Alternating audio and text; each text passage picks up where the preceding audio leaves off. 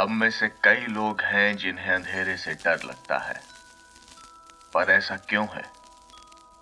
अगर हमारे आसपास कुछ है ही नहीं, तो डर किस बात का? शायद ये हमारी हजारों सालों की इंसानी याददाश्त है, जो हमें बार बार यह एहसास दिलाती है कि हमें अंधेरे से डरना चाहिए। क्योंकि शायद हम सदियों से इस बात को जानते हैं कि अंधेरों में कुछ तो ऐसा है जिससे हमें दूर रहना चाहिए। सत्या मुंबई में एक फैक्ट्री में काम करता था।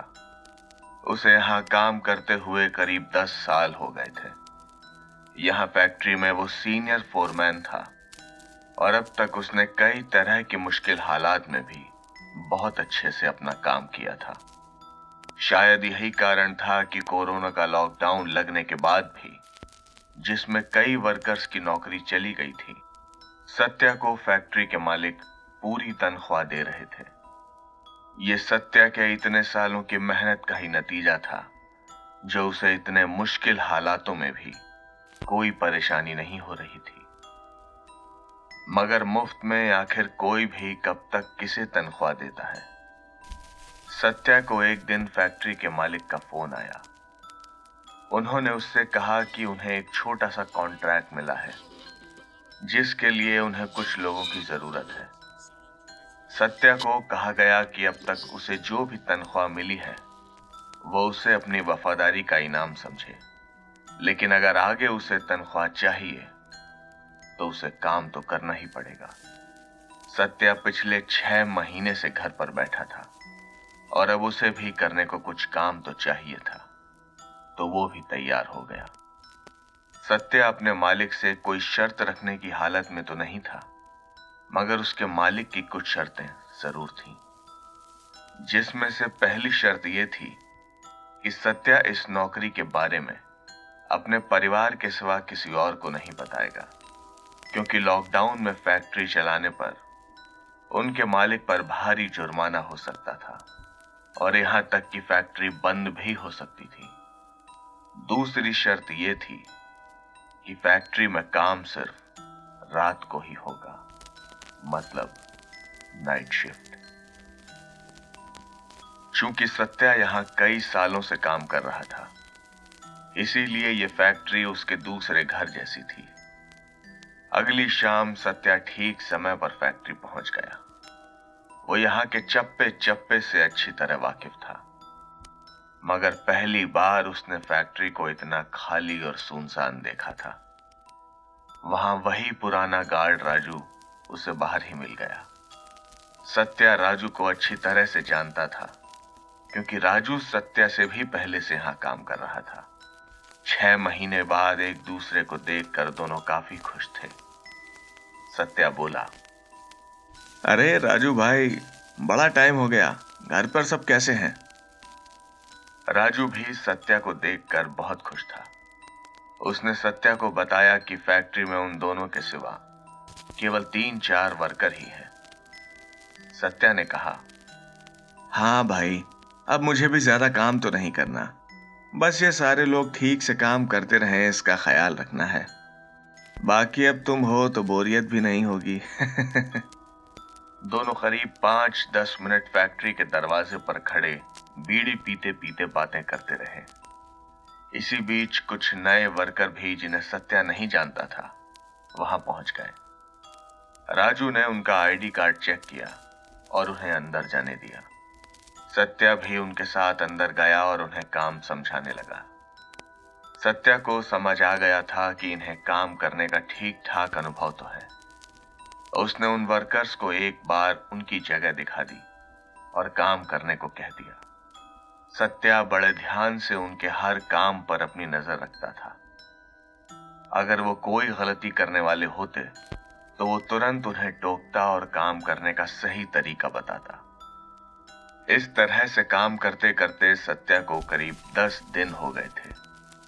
उसे अब इस बात का सुकून भी था कि कम से कम इस लॉकडाउन में उसके घर में पैसों की कमी तो नहीं होगी। वहीं अब उसकी उन वर्कर्स के साथ भी जान पहचान हो गई थी। एक शाम सत्या रोज की तरह फैक्ट्री पहुंचा और अपने काम में लग गया। मगर आज उसे देवेश कहीं दिखाई नहीं दे रहा था, या फिर यह कहना बेहतर होगा कि उसे देवेश की आवाज सुनाई नहीं दे रही थी। दरअसल देवेश काम करते करते सीटी बजाता रहता था। कभी कोई फिल्मी गाना, कभी उसके मन की कोई फिल्मी धुन, और कभी बस यूं ही। सत्या असेंबली लाइन पर देवेश को देखने पहुंचा तो वो वहां नहीं था। वो टहलते हुए फैक्ट्री में बाहर की तरफ राजू के पास पहुंचा और उससे देवेश के बारे में पूछा। राजू ने उसे बताया कि देवेश यहां आया तो था, मगर उसने उसे बाहर जाते हुए तो नहीं देखा। सत्या ने सोचा कि वो शायद बाथरूम वगैरह गया होगा और थोड़ी देर में ही लौट आएगा। वो बाकी वर्कर्स के पास जाकर उनका काम देखने लगा और साथ ही देवेश की जगह उसका काम करने लगा। वो सब आपस में यहां वहां की बातें कर रहे थे कि एक वर्कर ने सत्या से कहा कि वो बाहर से बस 5 मिनट में सिगरेट पीकर आता है। उसके साथ बाकी दोनों वर्कर भी बाहर चले गए, मगर सत्या बैठे बैठे सोच रहा था कि देवेश कहाँ गया होगा। उसे गए हुए 1 घंटे से भी ज्यादा हो गया था। सत्या उठा और राजू के पास पहुंचा। उसने उसे देवेश के बारे में बताया। राजू भी अब थोड़ा परेशान हो गया था। उसने सत्या से कहा कि वो मालिक को फोन लगाए और उनसे पूछे कि उन्हें क्या करना चाहिए। रात के 12:30 बजे सत्या ने डरते डरते मालिक को फोन लगाया। 2-3 बार घंटी बजने पर भी फोन नहीं उठा। सत्या और राजू अब काफी परेशान लग रहे थे। वो बाकी वर्कर्स के पास गए और उन्हें देवेश के बारे में बताया। सब हैरान थे कि देवेश ऐसे बिना बताए कहां चला गया। लॉकडाउन है तो वो इतनी रात को घर तो नहीं जा सकता। सत्या ने उनसे कहा कि उन्हें देवेश को ढूंढना चाहिए, कहीं फैक्ट्री में उसके साथ कोई हादसा ना हो गया हो। सब ने उसकी बात मानी और अलग अलग होकर देवेश को ढूंढने लग गए। उन सब में सत्या और राजू ज्यादा परेशान थे, क्योंकि फैक्ट्री के सारे कामकाज और वर्कर्स की जिम्मेदारी उन्हीं पर थी और किसी भी तरह की दिक्कत आने पर सारा दोष उनके सर पर ही आता। वो दोनों जिस तरफ देवेश को ढूंढ रहे थे, ये फैक्ट्री का वो हिस्सा था जिसे कई साल पहले न जाने क्यों बंद कर दिया गया था। वहां कुछ पुरानी जंग लगी मशीनों और कबाड़ के सिवा और कुछ भी नहीं था। पर फिर भी वहां एक बड़ा सा जंजीरों से बंधा हुआ ताला लटका रहता था। सत्या को वो हिस्सा हमेशा से अजीब लगता था, क्योंकि उसके हिसाब से वहां साफ सफाई करके कुछ भी नया बनाया जा सकता था। पर आज तक किसी ने ऐसा क्यों नहीं किया? सत्या के मन में यह सवाल हमेशा से ही था। सत्या ने राजू से शेड के दरवाजे पर टॉर्च मारने को कहा। वहां सत्या और राजू उस शेड के बाहर खड़े जंजीरों से बंधे उस बड़े से ताले को देख रहे थे। उनके मुताबिक देवेश को यहां तो नहीं होना चाहिए था। राजू ने आसपास टॉर्च की रोशनी मारी तो उसे टूटे हुए कांच के कुछ टुकड़े दिखे। वो दोनों थोड़ा पास गए तो उन्हें समझ आया कि वो कांच उस शेड के रोशनदान का था। क्या देवेश रोशनदान से कूदकर अंदर गया था? मगर क्यों? वो ऐसा क्यों करेगा? सत्या ने राजू से शेड की चाबी मांगी, मगर राजू के पास वहां की चाबी नहीं थी। उसने बताया कि मालिक ने उसे यहां की चाबियां कभी दी ही नहीं। सत्या ने राजू से कहा, यार देवेश हमें शायद अंदर ही मिलेगा, चलो चलकर देखते हैं। राजू ने उससे कहा कि अंदर कोई जंगली जानवर भी तो हो सकता है, कोई तेंदुआ या भेड़िया। वैसे भी लॉकडाउन में सुनसान इलाकों में जंगली जानवरों का दिखना आम सा हो गया था। उसने सत्या से कहा कि वो वहीं रुके, तब तक वो भागकर अपनी बंदूक ले आता है। सत्या ने वैसा ही किया। राजू तेज कदमों से भागता हुआ अपने कैबिन की तरफ निकल गया। उसे गए 2-3 मिनट हो गए थे और सत्या वहां बिल्कुल अकेला खड़ा था। अब तक किसी और वर्कर का फोन भी उसे नहीं आया था। वो सोच रहा था कि हो ना हो देवेश यहीं कहीं होगा। शायद वो अंदर छुपकर शराब पी रहा हो या फिर कोई और नशा। सत्या का दिमाग अभी इसी उधेड़-बुन में लगा था कि राजू वहां भागते हुए आया। उसके हाथ में एक दुनाली बंदूक थी। उसने सत्या से कहा कि अब उसे अंदर चलना चाहिए। दोनों ने रोशनदान के नीचे एक बड़ा सा लोहे का ड्रम रखा और उस पर चढ़कर अंदर कूद गए। अंदर इतनी धूल मिट्टी भरी हुई थी कि उनके कूदते ही जैसे धूल का एक गुबार सा उठा। राजू ने अपनी टॉर्च से देखने की कोशिश की तो वहां का हाल बहुत बुरा था। जहां तहां पड़े मशीनों के कलपुर्जे, बड़े बड़े मकड़ी के जाले और हवा में उड़ती धूल। उन दोनों को तुरंत ही खांसी आने लगी। दोनों ने अपने मुंह पर रुमाल रख लिया। राजू बड़ी मुश्किल से बोला, सत्या चल यार, देवेश यहां थोड़ी होगा, यहां तो सांस लेना भी मुश्किल है। सत्या से भी वहां रुका नहीं जा रहा था। वो पलटकर वापस चलने को हुआ कि पीछे से कुछ गिरने की आवाज आई। राजू ने तुरंत उस तरफ टॉर्च दिखाई तो वहां उन्हें कुछ दिखा नहीं, मगर उन्हें एहसास हुआ कि वो शेड जो बाहर से एक बड़े कमरे से ज्यादा नहीं लगता था, अंदर से बहुत बड़ा था। सत्या ने राजू को थोड़ा और देखने के लिए कहा। राजू ने टॉर्च सत्या के हाथ में दी और अपनी बंदूक को कंधे से उतार लिया। वो बड़े ध्यान से एक एक कदम रख रहे थे।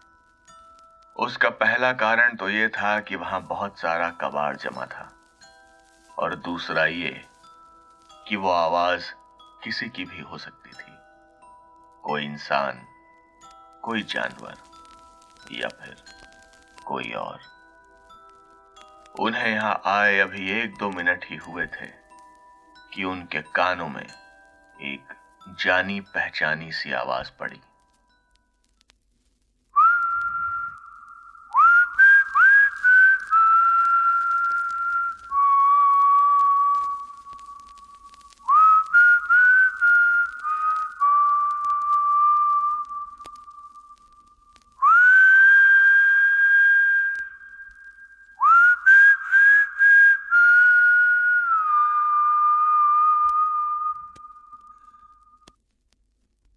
सत्या सोच रहा था, हाँ वही होगा, वही तो ऐसे हर वक्त सीटी बजाता रहता है।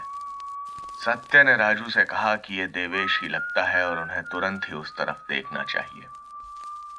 वो सीटी की आवाज उन्हें अब भी सुनाई दे रही थी और राजू को थोड़ा सा डर भी लग रहा था। उसने सत्या से कहा कि उन्हें तुरंत वापस चलना चाहिए। पहले बाकी सारे वर्कर्स को बुला लेते हैं, फिर देखते हैं कि आखिर माजरा क्या है। मगर सत्या तो जैसे एकदम बेफिक्र था।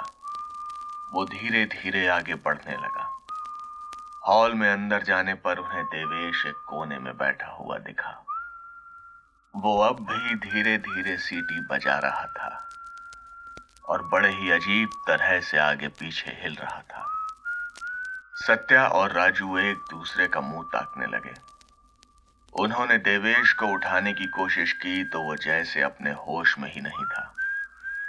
सत्या ने फोन करके बाकी वर्कर्स को उस शेड तक बुलाया और बाहर लगा ताला तोड़ने को कहा। सब ने वैसा ही किया। उन सब ने मिलकर एक लोहे की रॉड की मदद से उस ताले को तोड़ा। सत्या और राजू ने देवेश को सहारा देकर बाहर निकाला और फैक्ट्री में अंदर ले गए। देवेश अभी भी पूरी तरह से होश में नहीं आया था और उसका पूरा बदन गरम हो रखा था। राजू ने इस बार मालिक के मोबाइल पर नहीं बल्कि उसके घर के लैंडलाइन पर कॉल किया और इस बार किसी ने उस फोन का जवाब भी दिया। उसने फैक्ट्री के मालिक को अभी हुई हर बात के बारे में बताया और यह भी कहा कि देवेश की तबीयत बहुत ज्यादा खराब है और उसे तुरंत ही किसी अस्पताल में लेकर जाना होगा। राजू की बात सुनकर मालिक ने ज्यादा कुछ नहीं कहा। उसने उन्हें कुछ देर इंतजार करने के लिए बोला और ये हिदायत भी दी कि वो एम्बुलेंस को कॉल ना करे। पता नहीं इस समय वो किसी मरीज को अस्पताल में भर्ती करे भी या नहीं। उसने राजू से कहा कि वो अपनी गाड़ी भेज रहा है और उसका ड्राइवर उन्हें एक जान पहचान के अस्पताल में ले जाएगा। बाकी सबकी चिंता वो ना ही करें। करीब 15-20 मिनट में ही उनके मालिक का ड्राइवर गाड़ी लेकर वहां पहुंच गया। सत्या और एक और वर्कर देवेश को लेकर सीधा एक छोटे से अस्पताल जा पहुंचे, जहां उन्होंने उसे भर्ती करा दिया। सत्या जब फैक्ट्री वापस आया तो उसके मन में कई सारे सवाल और थोड़ा सा डर भी था। बाकी सारे वर्कर्स यही सोच रहे थे कि देवेश ने ऐसा क्यों किया होगा। वो खिड़की का शीशा तोड़कर आखिर उस शेड के अंदर कूदा ही क्यों, और अंदर जाने के बाद ऐसा क्या हुआ कि उसकी तबीयत इतनी ज्यादा बिगड़ गई। उसने कोई नशा तो नहीं किया था, कहीं ये कोई भूत वूत का चक्कर तो नहीं। मगर सत्या को इन भूत प्रेतों की बातों पर बिल्कुल भरोसा नहीं हो रहा था। ऐसा नहीं था कि वो इन सब में मानता नहीं था, मगर बात यह थी कि सत्या इस फैक्ट्री में कई सालों से काम कर रहा था और उसने यहां पर ना तो कभी किसी के मुंह से ऐसा कुछ सुना था और ना ही खुद कुछ महसूस किया था। इसी तरह आज की शिफ्ट खत्म करके सारे वर्कर सुबह अपने अपने घर पहुंच गए और आज शाम देवेश को छोड़कर बाकी सारे लोग ठीक समय पर काम पर आ गए। सत्या अभी भी देवेश के बारे में सोच रहा था, मगर उसने अपना ध्यान अपने काम पर लगा दिया था। वो भी बाकी वर्कर्स के साथ काम करने में लगा ही हुआ था कि राजू उसके पास आया और उसे 2 मिनट के लिए बाहर चलने को कहा। राजू सत्या को सीधा उस शेड के पास लेकर गया। सत्या ने जब उस शेड को देखा तो वो भी हैरान था।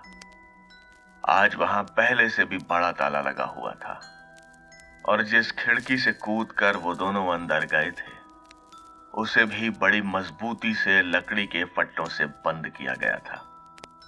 शायद ये सब फैक्ट्री के मालिक ने ही करवाया था, मगर क्यों? यहां ऐसा भी क्या कीमती सामान था जिसे वो इतना छिपा कर रख रहा था? राजू ने सत्या से कहा, यार सत्या, ये चक्कर क्या है? यहां कबाड़ के अलावा तो कुछ है नहीं। फिर मालिक आखिर इतना सहेज कर क्या रखना चाहता है?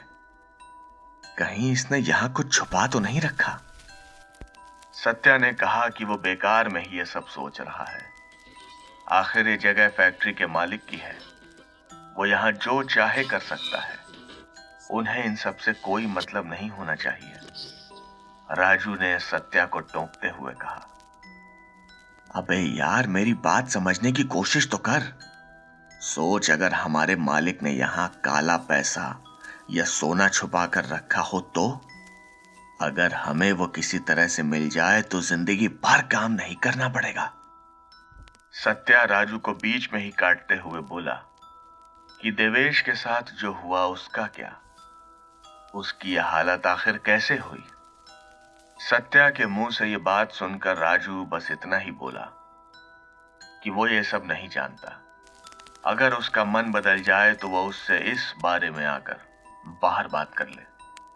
मगर सत्या न तो लालची था और न ही शॉर्टकट से पैसे कमाने का उसे कोई शौक था। इस बात को कई रातें बीत गईं, पर सत्या ने राजू से इस बारे में कोई बात नहीं की। एक शाम राजू सत्या के पास आया और उसे बाहर चलने को कहा। सत्या को लगा कि शायद राजू सिगरेट वगैरह पीने के लिए उसे बुला रहा होगा, मगर ऐसा नहीं था। सत्या जब बाहर आया तो राजू के हाथ में एक लोहे की रॉड थी और वो शायद वही करने जा रहा था जिसका सत्या को डर था। उसने सत्या से कहा कि वो कुछ देर आसपास नजर रखे और देखे कि कोई वहां ना आए।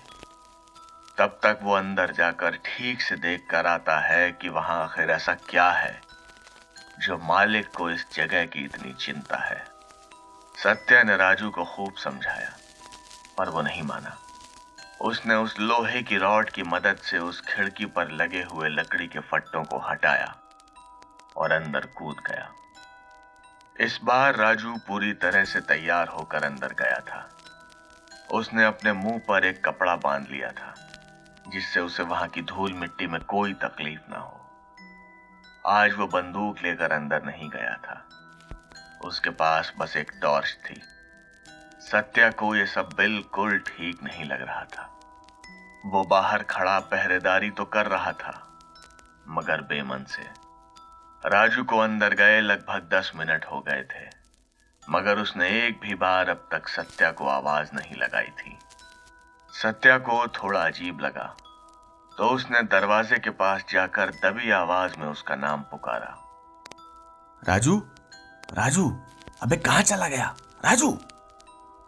2-3 बार पुकारने पर भी जब राजू का कोई जवाब नहीं आया तो सत्या को थोड़ा डर सा लगा। वो उस रोशनदान के पास जाकर अंदर झांकने की कोशिश करने लगा। अंदर पिछली बार की तरह ही घना अंधेरा फैला हुआ था। सत्या सोच रहा था कि राजू तो टॉर्च लेकर गया था, फिर उसकी टॉर्च की रोशनी वहां क्यों नहीं दिख रही? कहीं राजू के साथ भी तो देवेश की तरह ही कुछ और नहीं हो गया? सत्या भाग कर 1-2 वर्कर्स को वहां ले आया।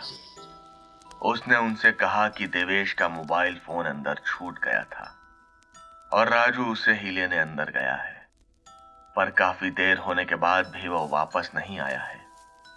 उन सबको अंदर जाकर देखना चाहिए।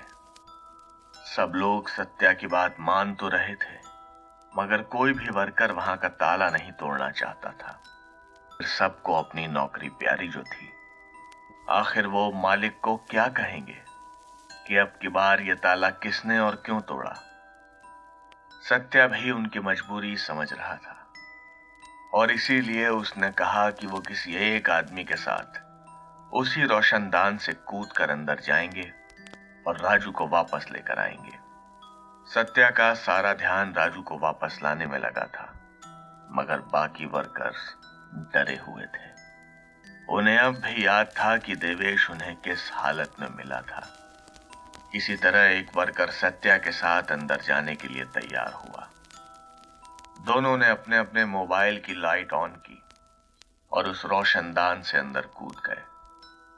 अंदर पहुंचते ही उन्होंने देखा कि सत्या की टॉर्च एक तरफ पड़ी हुई थी। सत्या ने टॉर्च, जो कि अब भी जल रही थी, उसे उठाया और राजू को आवाज दी मगर उसे वापसी में कोई जवाब नहीं मिला। वो सोच रहा था कि यह जगह इतनी बड़ी तो नहीं है कि यहां कोई खो जाए। फिर आखिर राजू कहां चला गया होगा? उसके दिमाग में कई तरह की बातें चल रही थी। सत्या ने अब तक सब जगह देख लिया था मगर राजू उसे कहीं नहीं दिखा। सत्या को समझ ही नहीं आ रहा था कि वो गया कहां होगा। उसके दिमाग में यही उधेड़-बुन चल रही थी कि उसके साथी ने उसके कंधे पर हाथ रखा।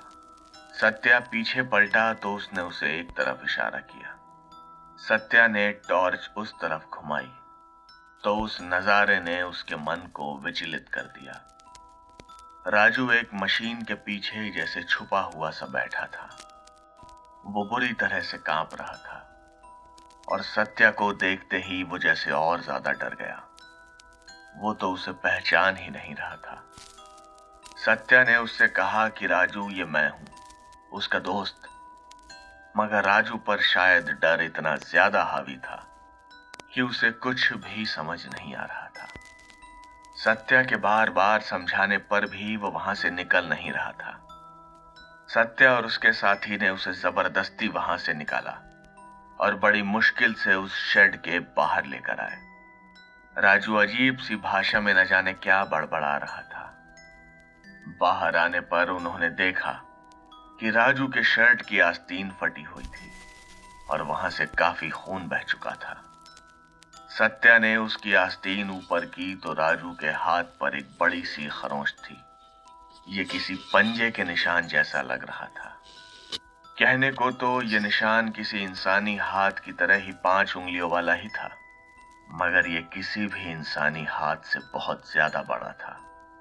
राजू की चोट को देखकर यह भी समझ आ रहा था कि जिसने भी ये जख्म राजू को दिया है उसके नाखून भी काफी बड़े रहे होंगे। राजू की ऐसी हालत देखकर वहां डर का सा माहौल बन चुका था। सारे वर्कर्स डरे हुए थे कि जाने उस शेड में ऐसा क्या है कि पहले देवेश और अब राजू। अब तो सत्या को भी डर लगने लगा था कि जिस फैक्ट्री में उसने इतने साल बिना किसी परेशानी के काम किया था, कहीं वो उसके लिए कोई खतरा न बन जाए। सत्या को आज फिर अपने मालिक को फोन लगाना पड़ रहा था। उसने जैसे ही अपने मालिक को राजू के साथ हुए हादसे के बारे में बताया तो वो आग बबूला हो गया और फोन पर ही चिल्लाने लगा।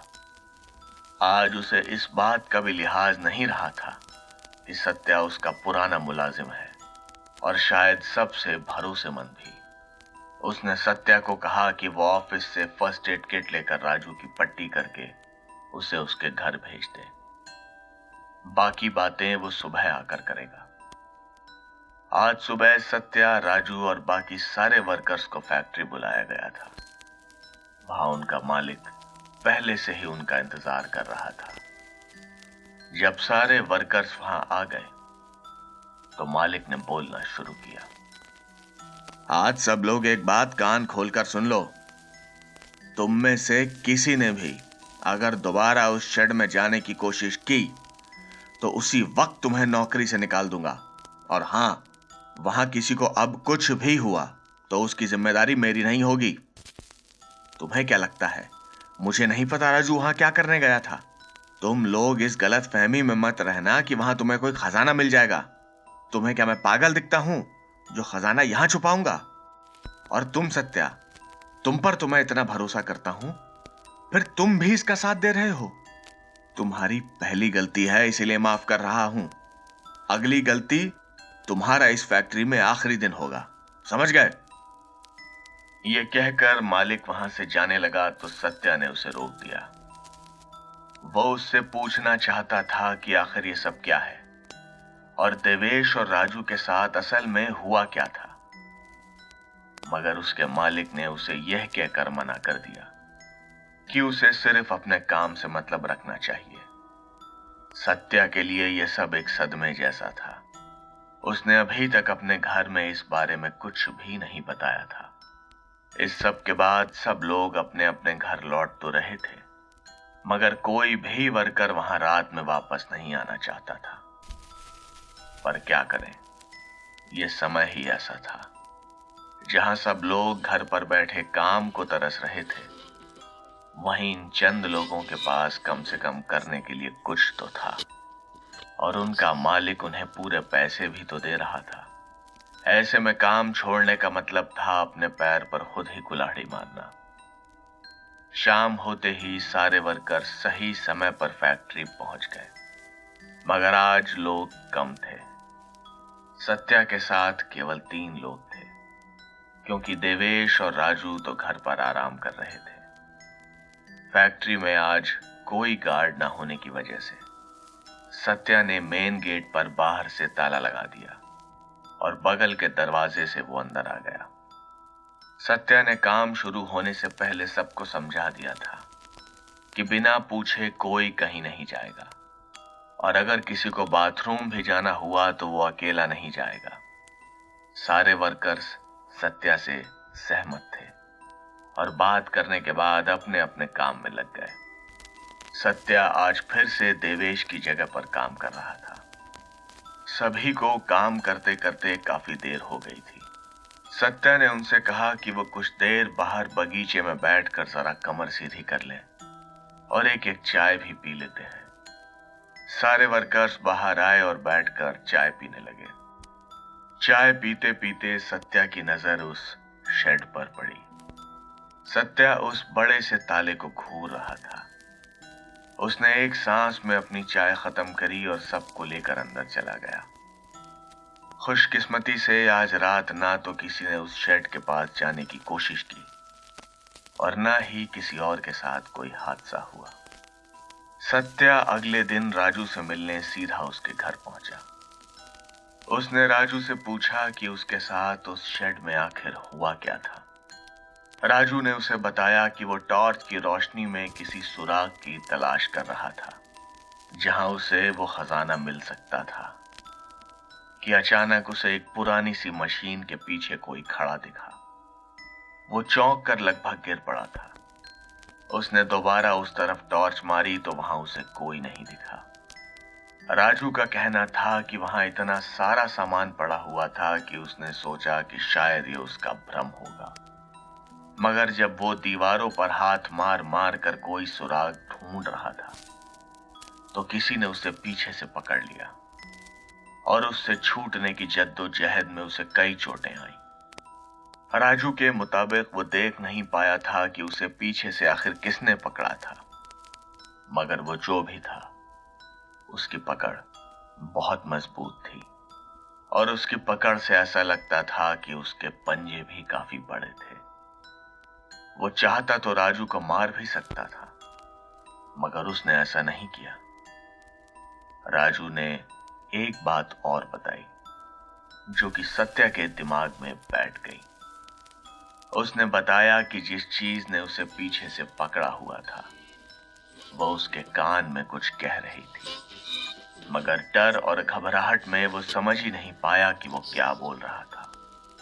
सत्या ने उससे पूछा कि राजू जो कह रहा है क्या वो मुमकिन भी है, क्योंकि जब वो उस शेड में राजू को ढूंढने गया था तब वहां कोई नहीं था, मगर राजू के शरीर पर लगी चोटें बिल्कुल सच्ची थीं।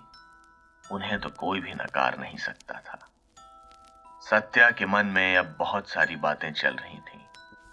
उसे समझ नहीं आ रहा था कि वो अब करे क्या, या फिर उसे कुछ करना चाहिए भी या नहीं। आज दिन में सत्या को ठीक से नींद नहीं आई। वो इसी पशेमानी में करवटें बदलता रहा कि आखिर उस शेड में क्या राज छुपा है। शाम को सत्या फैक्ट्री पहुंचा और बाकी वर्कर्स के साथ काम पर लग गया। जब सारे वर्कर्स कुछ देर रुककर आराम कर रहे थे तो सत्या फैक्ट्री के स्टोर रूम में कुछ ढूंढ रहा था। जब वो स्टोर रूम से बाहर आया तो उसके हाथ में एक कुदाल थी। सत्या उस शेड की तरफ तेज कदमों से बढ़ रहा था। जब सारे वर्कर्स ने उसे उस तरफ जाते देखा तो उन्होंने उसे रोका, मगर सत्या नहीं माना। उसने पूरी ताकत से कुदाल को उस भारी भरकम ताले पर दे मारा।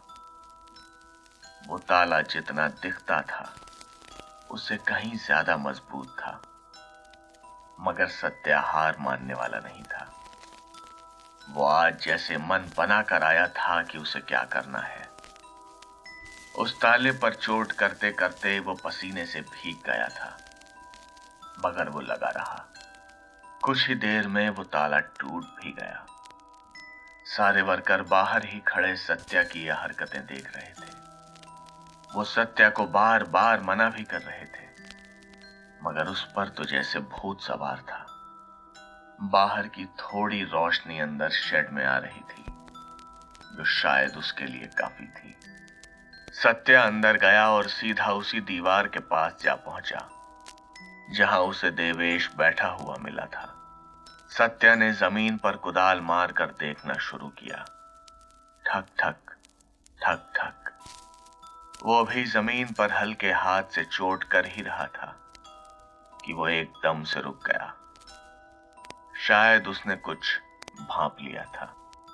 सत्या ने उस जगह पर वापस से चोट की और अपना मन पक्का करके जोर से कुदाल उस हिस्से पर दे मारी।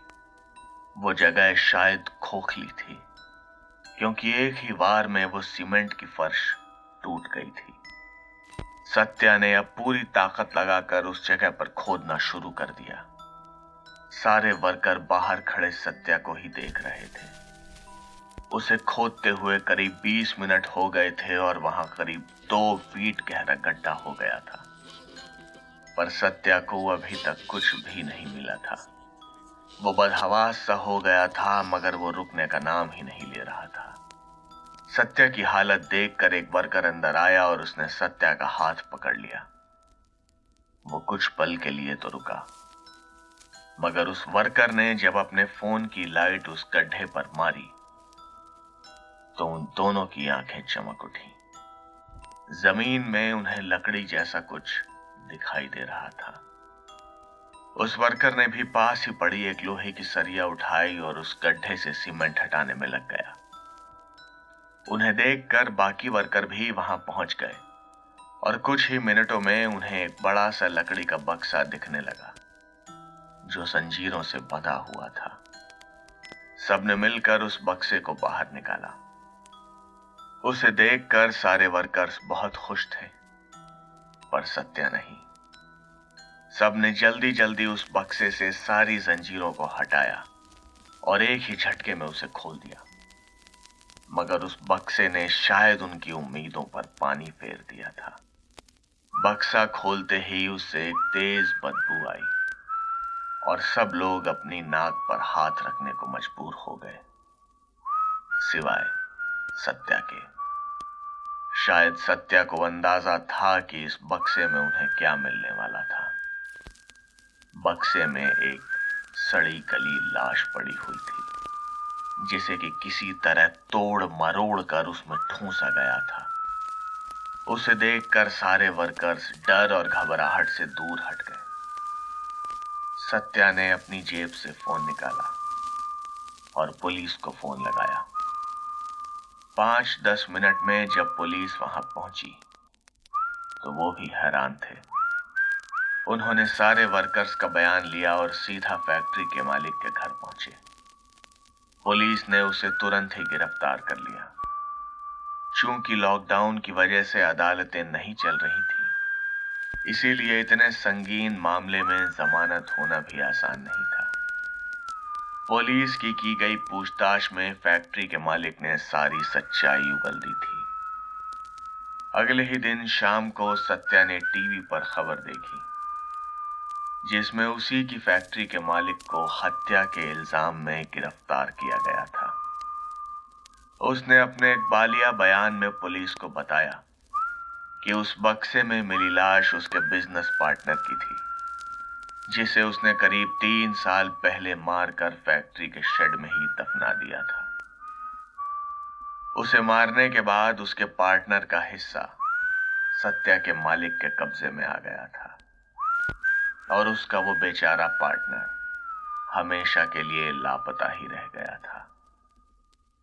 अब सत्या की फैक्ट्री में काम बंद हो गया था और ये खबर सुनने के बाद देवेश और राजू दोनों ही सकते में थे। वो अपने अपने घरों में बैठे खुद से ही ये सवाल पूछ रहे थे कि क्या ये वही आदमी था जो उन्हें उस शेड में दिखा था, और क्या सच में भूत होते हैं।